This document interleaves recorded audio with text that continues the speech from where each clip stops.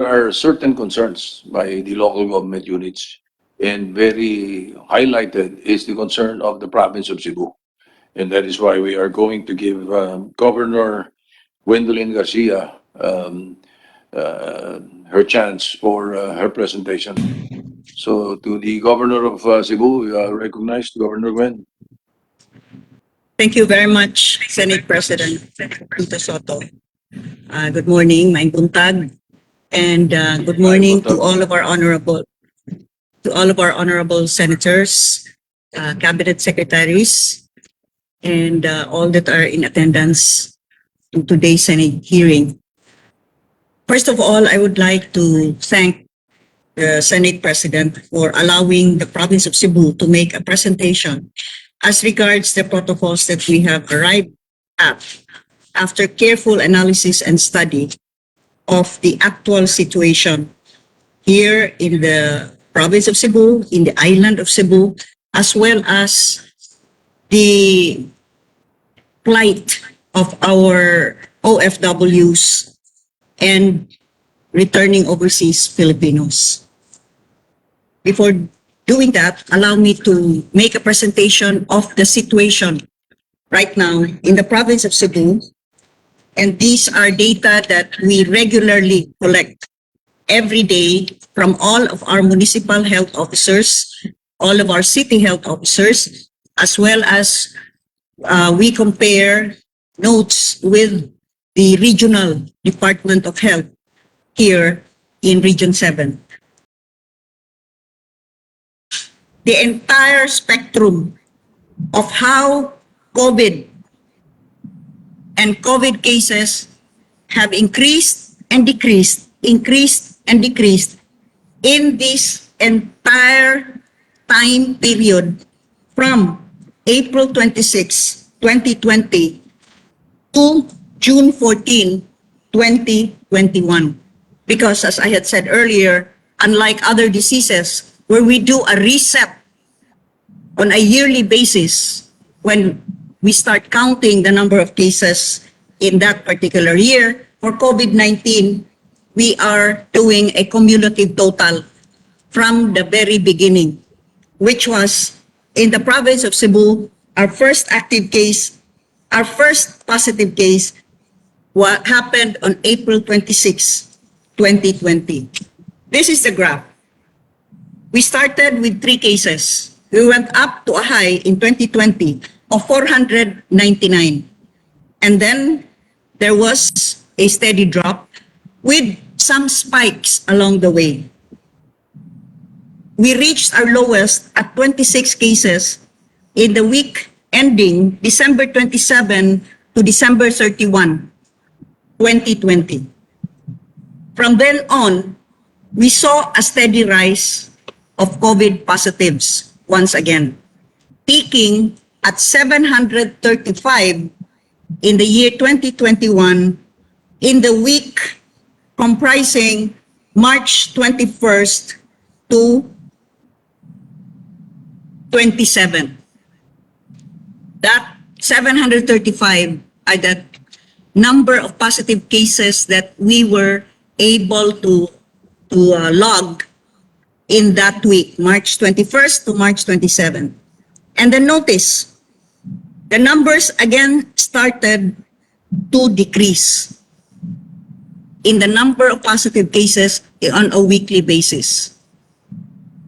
Right now, as of June 13th, there were a total of 43 cases on that day.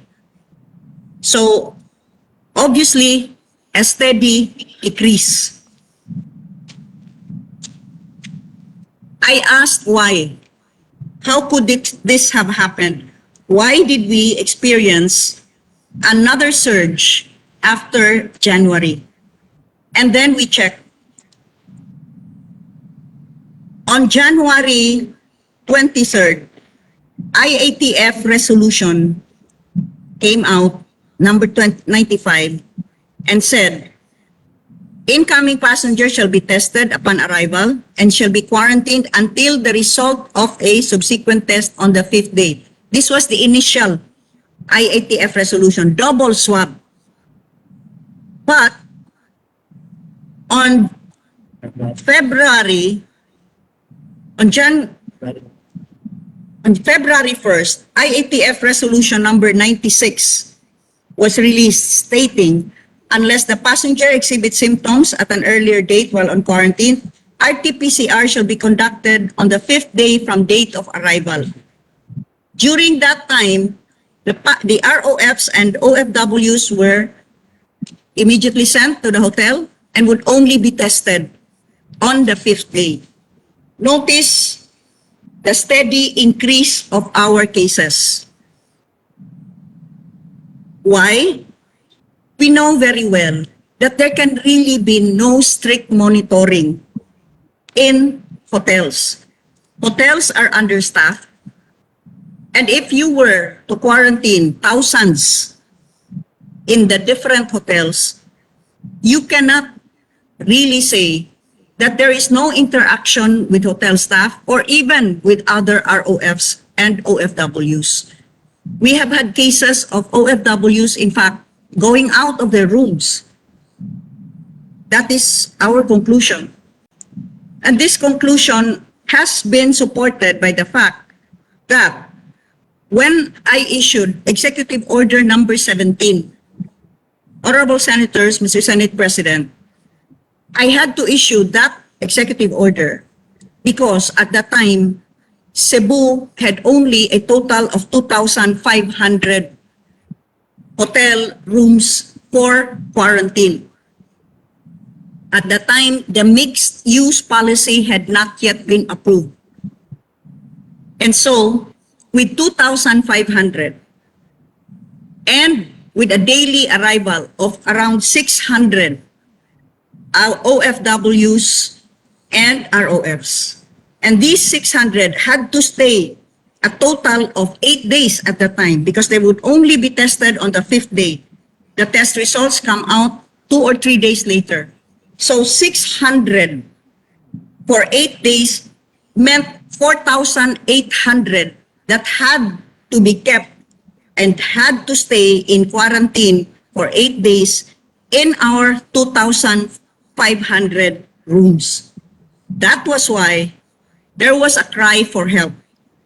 And our regional directors from the DOT, the DOH, the Bureau of Quarantine, the OWA, even Mactan Cebu International Airport, they all came, and in a meeting where I listened to all of their inputs, we agreed upon recommendation of the DOH that we would revert to the old system. Last year, before IATF Resolution number 96 came out, last year, the protocol had been all ROFs or OFWs are tested upon arrival with a negative test result. On the 2nd or 3rd day, they are then allowed to go home. And as you could see in the previous graph that I showed, we were doing fine. In fact, our cases started to drop. When IATF resolution, particularly number 96 came out, with the graph that I am showing you, the cases started to rise. So DOH put forth their recommendation that we will revert to the previous system, which was working. And by reverting to the previous system, that meant swab upon arrival. In fact, the DOH was so kind as to offer that this time, that does not be an added burden to our OFWs and ROFs, we shall swab for free. So that became effective March 31st with Executive Order number 17, an executive order culled from the inputs of all the government agencies, relevant government agencies concerned. We started swabbing upon arrival. They would be sent to the hotel, stay for 2 days or 3 until the result would come out, and then they would be allowed to go home. That is when our cases again started to drop.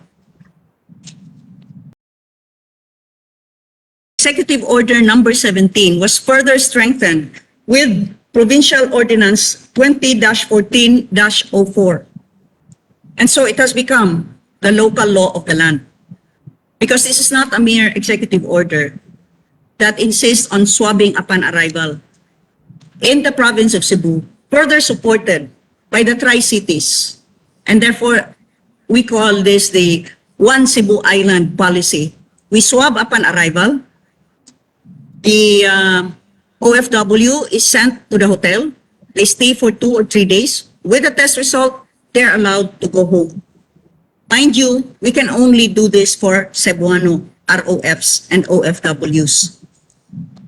So, what is the status now? There is not only EO number 17, there also is Provincial Ordinance 20-14-04. Last Friday, the Provincial Board met in a special session to further add to this ordinance that not only will we swab upon arrival, but to comply with resolution number 114 of the IATF, we would swab again on the 7th day.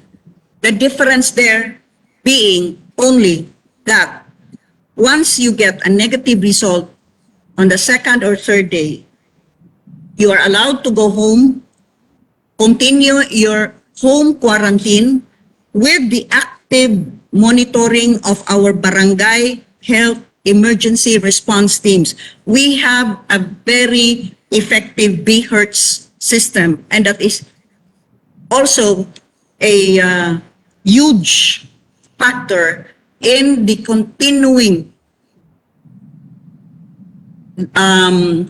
low number of cases in the entire Cebu Island.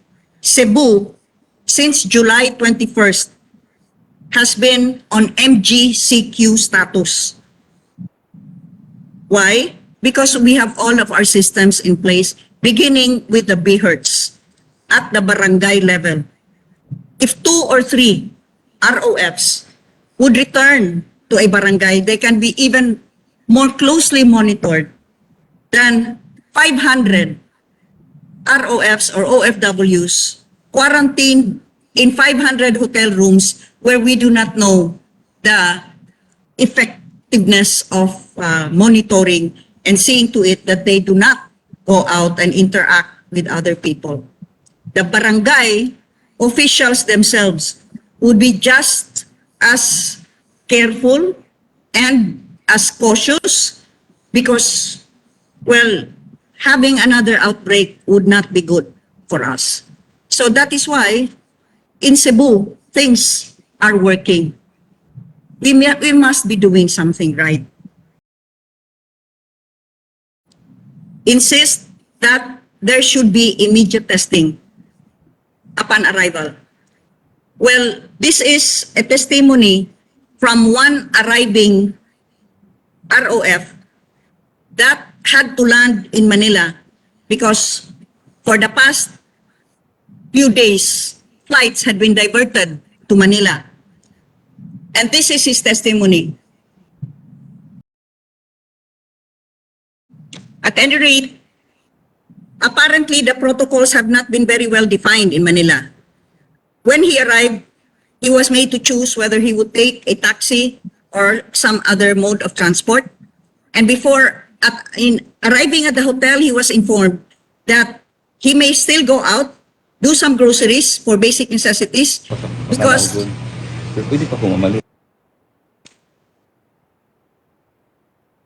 because when he said his quarantine would start, he could no longer go out. He practically was amazed that he was still allowed to go out. The question that he asked was, what if I already am infected and yet I am still allowed to go out? When the flights were diverted, I hear of horror stories now of OFWs and ROFs that had no more rooms because with 1,500 arrivals in Manila and needing to be quarantined for 10 days and the additional 300 a day or 3,000 coming from Cebu, that necessitated a total of 18,000 rooms. Some of them had to go as far away as Tarlac or even Tagaytay. Of the OWA, MCIA arrivals, we can do the math. Instead of paying for 3 days, we pay for 10. That's 2,500 times 3 or 2,500 times 10. For the OFW, for returning Filipinos, it's not OWA that pays. They have to take that from their own pocket. And so, it has repeatedly been insisted that it was the science of it, that we must follow IATF. Well, I have presented our own science, backed up by our own chief pathologist, Dr. Jean Loreche. But more than the science, we must also think of the human consideration as well as the heavy financial burden of having to keep our ROFs and OFWs for 10 days quarantined in the hotel when the science of it has shown that the positivity rate for MCIA arrivals is at 0.4%. For the total 13 testing centers, it's 1.1%. So I rest my case. Thank you very much, Senate President. Agree? Yeah, Senator Cayetano, go ahead. Yeah. Mr. President, just for ease of going about the hearing, obviously we'll follow the schedule of questions by our colleagues. But Governor Gwen presented very detailed and convincing scientifically based evidence, experiences. Would it be possible to just get a quick response from DOH? Because I'm pretty sure many of our colleagues like me would then be diving into those details na, oh, paano ba yung chart niya? Ipababa naman pala. Bakit ganito yung protocol? Bakit na-divert yung flights? So maybe would it help if we can just get a response and then we let our colleagues proceed with their detailed questions? But at least I think all of us want to at least get a response from them. Would that be possible, Mr. President? Well, okay, we allow Secretary Duque to respond. Thank you, Mr. President. First of all, I'd like to speak out my mind and observation that the presentation of the good governor was quite extensive, no, and many facets to it. And I would like to just put it in a more balanced perspective by requesting if this representation can request the Senate President to allow Dr. Edsel Salvania to be recognized. He has a very short presentation just to put things in perspective and perhaps for our fellow men to have a more balanced perspective of the issues that have been raised. Because I would like to also underscore that the resolution IATF number 114, which has been issued on May 6, 2021, which is the 14 days quarantine, 10 days in facility, and 4 days at home with testing on the 7th day. And this has been arrived at by our technical advisory group of experts and all experts groups. They had a consensus to adopt this for the simple reason that there will be much less chance for an individual who will be tested on the 7th day to yield a false negative result. So, kailangan antayin because yung incubation period po ng COVID-19 virus, 14 days yan. Ano po? So, kung itetest mo yan initially, first, second, third day, chances are the viral load is very low so that the RT-PCR test will not be able to detect this despite it being the gold standard. of detection. So I'm not an expert on this. That is why, with your permission, Your Honors, Mr. President, if we can just give Dr. Edsel Salvania, the tag expert and IATF advisor, to please make his presentation, Mr. President. Salamat po.